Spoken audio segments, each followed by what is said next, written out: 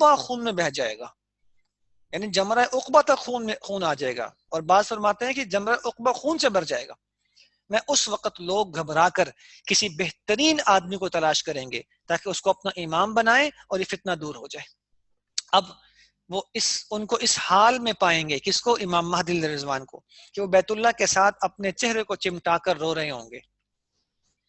اور حدیث کے راوی صحابی رسول حضرت عبداللہ بن عمر رضی فرماتے ہیں کہ گویا میں ان کے آنسوؤں کو ابھی دیکھ رہا ہوں۔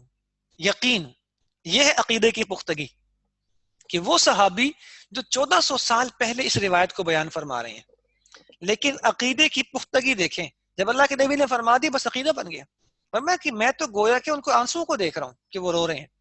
لوگ ان سے کہیں گے آئیے ہم آپ کی بیعت کریں، تو وہ فرمائیں گے ہائے افسوس، کس قدر وعدوں کو توڑ کر اور کس قدر خون ریزی کر کے تم میرے پاس آئے ہو، اور مجبور ہو کر لوگوں سے بیعت لے لیں گے۔ آپ نے فرمایا اگر تم ان کا زمانہ پاؤ تو ان سے بیعت کر لینا، کیوں؟ کیونکہ وہ زمین و آسمان میں مہدی ہیں۔ اب اسے کیا بات سمجھ آئی ہمیں؟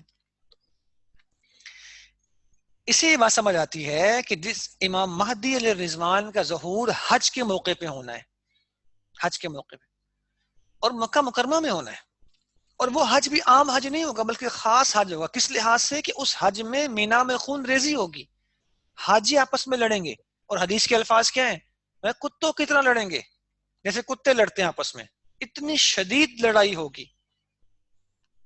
اس حج کے موقع پر حضرت امام مہدی علیہ الرضوان کا ظہور ہونا ہے، امام مہدی علیہ الرضوان کا ظہور ہونا ہے۔ اب اس سے ہمیں خلاصہ کیا نکلا؟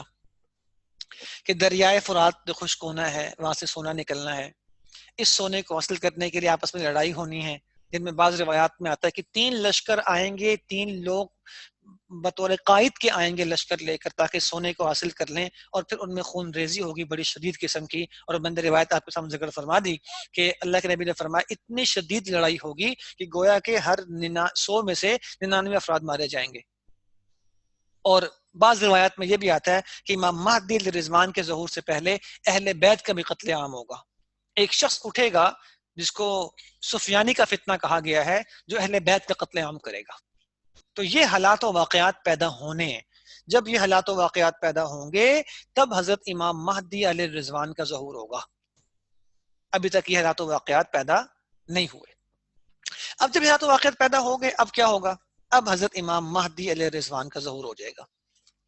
اب ہم اگر تفصیل سے ان حالات و واقعات کو دیکھتے ہوئے حضرت امام مہدی علیہ الرضوان کے ظہور کی بات کریں تو یاد رکھیے گا، سب سے پہلی بات تو یہ کہ نبی اکرم صلی اللہ علیہ وسلم نے حضرت امام مہدی علیہ الرضوان کی علامات بتائیں۔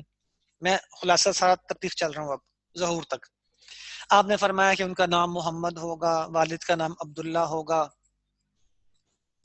اور سید زادے ہوں گے، مدینہ منورہ میں پیدا ہوں گے، ان کا حلیہ انتہائی خوبصورت ہوگا، ان کا لقب مہدی جابر ہوگا، کنیت ابو عبداللہ یا ابو القاسم ہوگی، یہ وہ شخصیت ہوں گے۔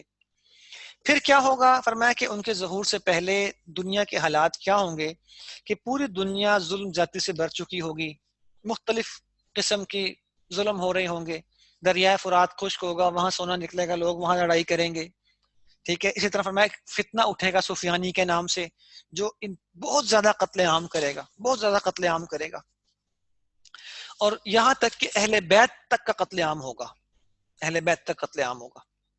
پھر حج کے موقع پر مینا میں خون ریزی ہوگی، حاجی لڑیں گے آپس میں بہت زیادہ۔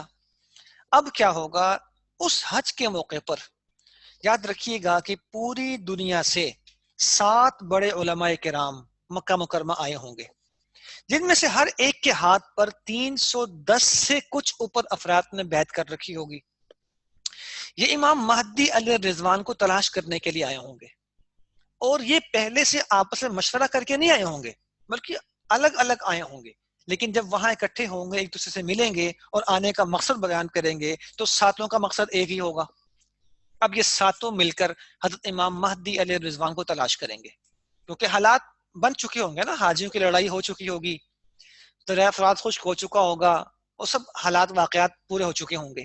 اب امام مہدی علیہ السلام کو تلاش کرنا ہے۔ چنانچہ یہ جب دیکھیں گے ایک شخص کو حدیث کے مطابق کہ وہ خانہ کعبہ کے غلاف چمٹ کر رو رہا ہے تو اور علامتیں پوری ہیں اس میں، تو یہ جا کر ان سے کہیں گے کہ آپ امام مہدی ہیں، تو کہیں گے نہیں میں تو ایک انصاری ہوں، میں تو ایک عام انصاری آدمی ہوں، اور اس ڈر سے کہ لوگ مجھے خلیفہ امام نہ بنا دیں، میں بوجھ کیسے اٹھاؤں گا، میں کیسے یہ بوجھ اٹھاؤں گا، وہ وہاں سے چلے جائیں گے، نکل جائیں گے. پھر لوگ ان کے پیچھے آئیں گے، مکہ مدینہ، تقریباً 3 چکر لگیں گے ایسے مکہ مدینہ کے. بالآخر یہ علماء ان کو مکہ مکرمہ میں حجر اسود کے پاس جا کے پکڑ لیں گے اور ان سے کہیں گے آپ ہمیں بیعت کر لیجئے، اگر آپ نے ہمیں بیعت نہ کیا تو ہمارا گناہ بھی پھر آپ کے سر ہے، ہمارا خون بھی پھر آپ کے سر ہے. چنانچہ امام مہدی علیہ الرضوان حجر اسود اور مقام ابراہیم کے درمیان بیٹھ کر ان کی بیعت کریں گے.